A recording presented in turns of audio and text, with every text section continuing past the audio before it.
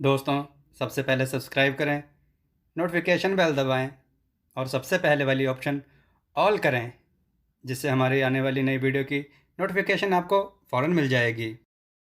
जय श्री राम भक्तों। दोस्तों, ये कथा बहुत ही रोचक और सस्पेंस भरी है। इस कथा को पूरा सुनिएगा और अपने विचार कमेंट में जरूर दीजिएगा। चलिए आज की कथा श्रवण करते हैं।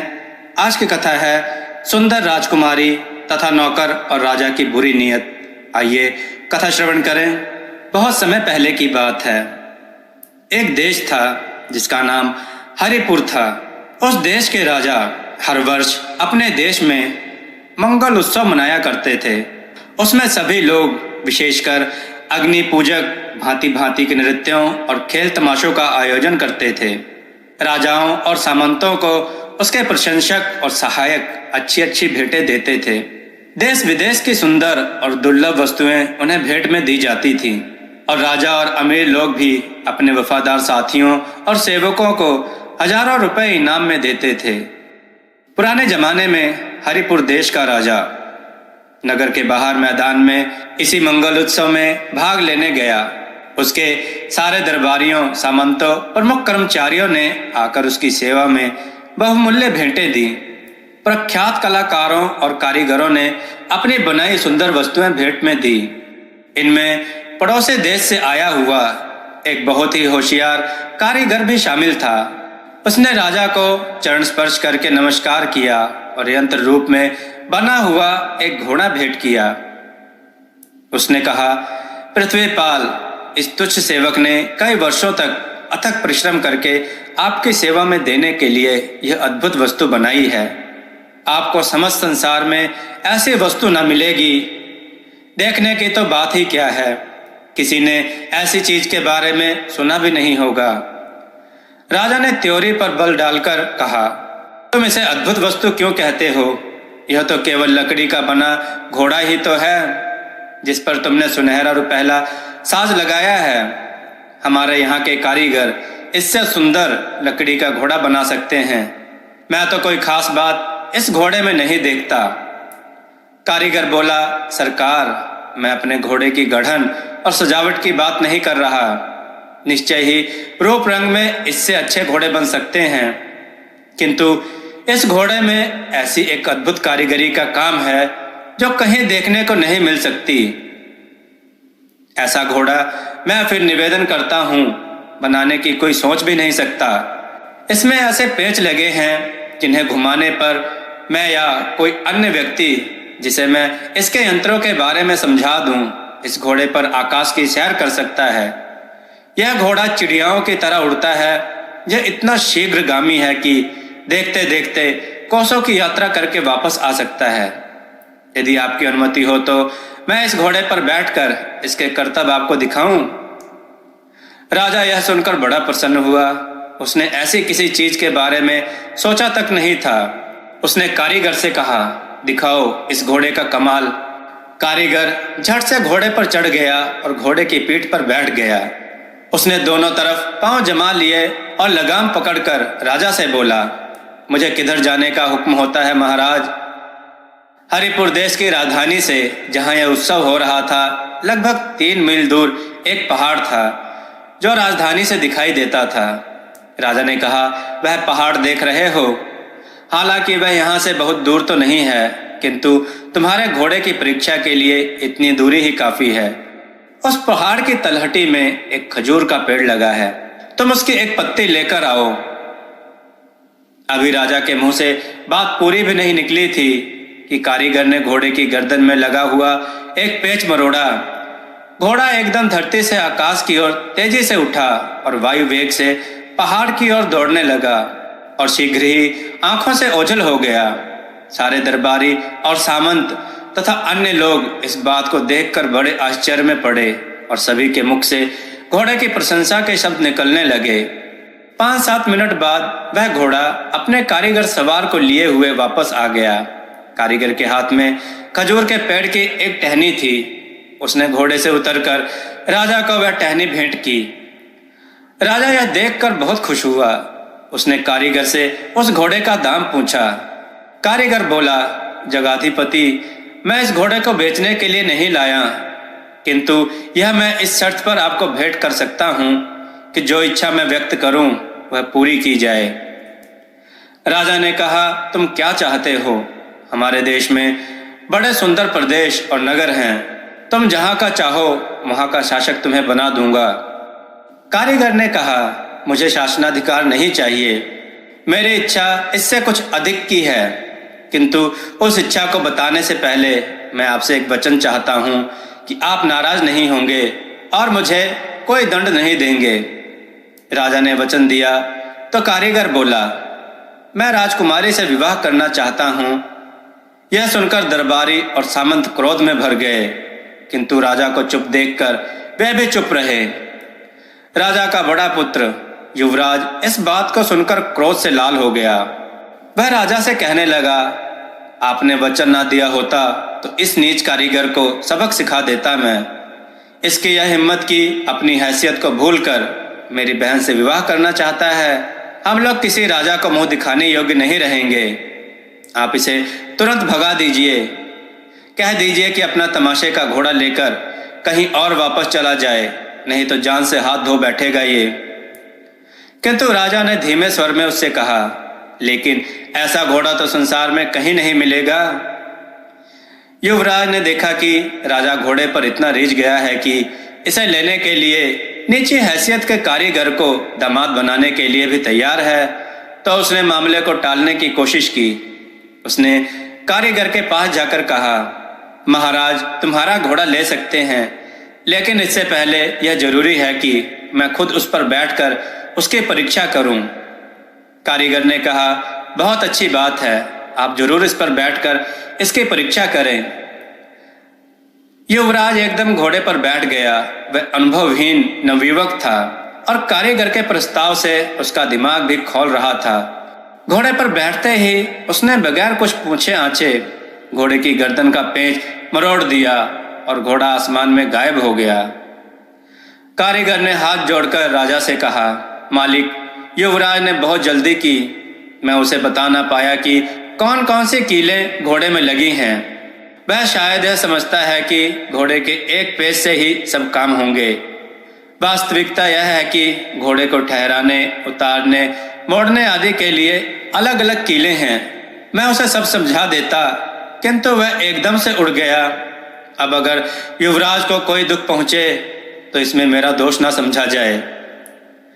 राजा यह सुनकर बहुत परेशान हुआ। उसे ख्याल हुआ कि युवराज का अवश्य अनिष्ट होगा। यह सोचकर वह सिर पीटने लगा। उसने कारीगर से कहा, यह सब तेरी शरारत है। तूने जानबूझकर युवराज को घोड़े का हाल ना बताया ताकि उसके प्राण संकट में पड़ जाएं। लेकिन मैं तुझे भी जीता नहीं छोड़ूंगा। उसने कहा, सरकार, मेरा कोई कसूर नहीं है, सब कुछ आपके सामने ही हुआ है। युवराज ने घोड़े पर बैठते ही उसे चालू करने वाला पेच घुमा दिया। उसने मुझे यह मौका ही नहीं दिया कि मैं उसे घोड़े के दूसरे पेचों के बारे में बताता। फिर भी निराश नहीं होना चाहिए, उसके पास ही उतरने वाला पेच भी लगा है। जब भी संयोग से युवराज का हाथ उस पर पड़ेगा तो वह धरती पर आ जाएगा। राजा को इससे तसल्ली नहीं हुई। उसने कहा, मान लिया कि घोड़े के दूसरे पेच पर उसका हाथ पड़ गया और वह नीचे भी उतर आया, लेकिन ना जाने कब उसका हाथ पड़े और कहाँ उतरे।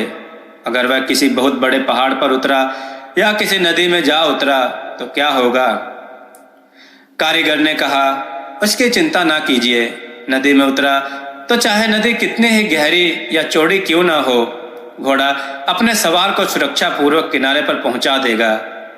फिर युवराज घोड़े के चलाने वाले यंत्र को जानता है, वह बस्ती के अलावा कहीं ना उतरेगा।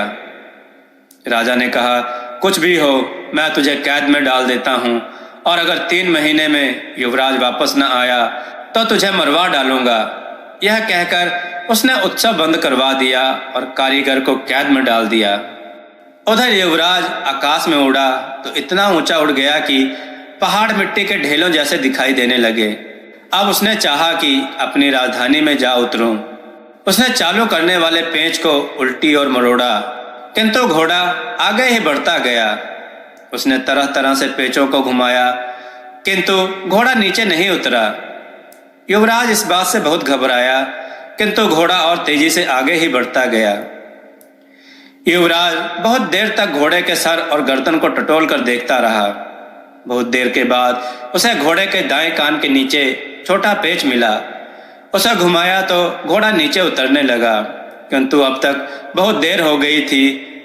अब तक 1.5 पहर रात बीत गई थी और युवराज को पता न चला कि कहाँ उतर रहा है वह। आधी रात तक घोड़ा धरती पर आया। इस समय तक युवराज को बहुत भूख भी लग आई थी। घोड़ा एक बड़े महल की छत पर उतरकर खड़ा हो गया। युवराज उस छत पर, जिसकी मुंडेर संगमरमर की बनी थी, इधर उधर घूमकर देखने लगा कि नीचे जाने का रास्ता कहाँ है। अंत में एक जीना दिखाई दिया जिसका एक किवाड़ खुला था। वह सोचने लगा कि नीचे जाऊं या ना जाऊं। यहाँ के निवासी शत्रु समझकर मुझे कहीं हानि ना पहुंचाए। किंतु उसने सोचा कि मेरे निहत्थे होने के कारण कोई शत्रु समझेगा नहीं। यह सोचकर वह उतर गया। वह एक दलान में पहुंचा और कान लगाए आहट लेने लगा, किंतु सोने वालों के खर्राटों के अलावा कुछ न सुनाई दिया। एक कमरे में दिए जल रहे थे। युवराज ने झांक कर देखा तो कई दासियां और औरतें सो रही थीं। वह समझ गया कि यह किसी रानी या राजकुमारी का महल है। वह बंगा देश की राजकुमारी का महल था।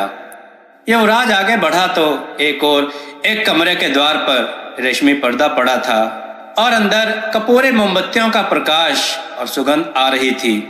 वह दबे पांव अंदर गया तो बड़ा लंबा चौड़ा कमरा देखा, जिसमें जमीन पर बहुत सी दासियां सो रही थीं और एक झालरों और महीन मच्छरदानी से सुसज्जित पलंग पर एक राजकुमारी सो रही थी।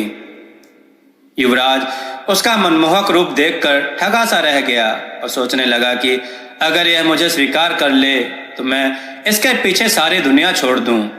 उस पर प्रेम का ऐसा उन्माद चढ़ा कि वह उचित अनुचित भी भूल गया और उसके पर्दे को हटाकर उसके मुख पर रखी हुई उसकी आस्तीन हटाकर उसे देखने लगा। इससे राजकुमारी की आंख खुल गई। उसने देखा कि एक अति सुंदर युवक राशि वस्त्र पहने उसकी ओर एकटक देख रहा है। वह भय से स्तंभित रह गई। उसके मुंह से आवाज भी नहीं निकली। युवराज ने विनय पूर्वक कहा, महोदया, आप बिल्कुल भय न करें। मैं हरिपुर देश का युवराज हूँ। दिन में अपनी राजधानी में मंगल उत्सव मना रहा था। अब भाग्य ने मुझे यहाँ लापटका है। इस समय आपकी शरण में हूँ। आपने मेरी रक्षा की तभी बचूंगा, वरना मारा जाऊंगा। राजकुमारी सन्न से उसकी बातें सुनने लगी। वह अपने पिता की सबसे छोटी बेटी थी और बंगा देश के राजा ने यह महल खास उसी के लिए बनवाया था।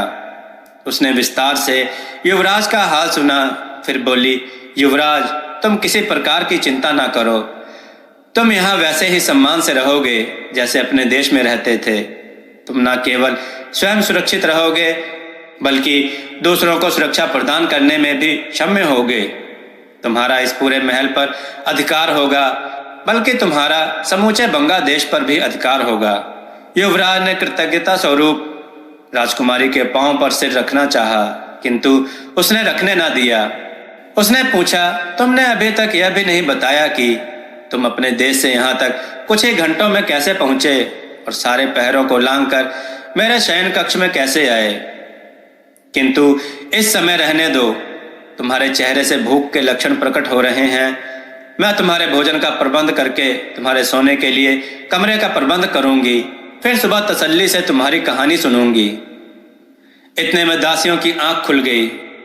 उन्हें आश्चर्य हुआ कि यह युवक जिससे राजकुमारी घुल मिलकर बातें कर रही है, महल के कड़े पहरे से किस तरह बचकर यहाँ आ गया। राजकुमारी की आज्ञा से उन्होंने युवराज को स्वादिष्ट भोजन कराया और एक कमरे को सुसज्जित करके उसमें उसे सुला दिया। राजकुमारी अब तक युवराज के प्रेम में फंस चुकी थी। यह बात दासियों ने फौरन टाल ली। युवराज के भोजन और शयन का प्रबंध करने के बाद दासियां राजकुमारी के पास आईं और उसके बारे में बातें करने लगी। एक मुंहलगी दासी ने कहा, राजकुमारी, यह युवराज आपके योग्य है।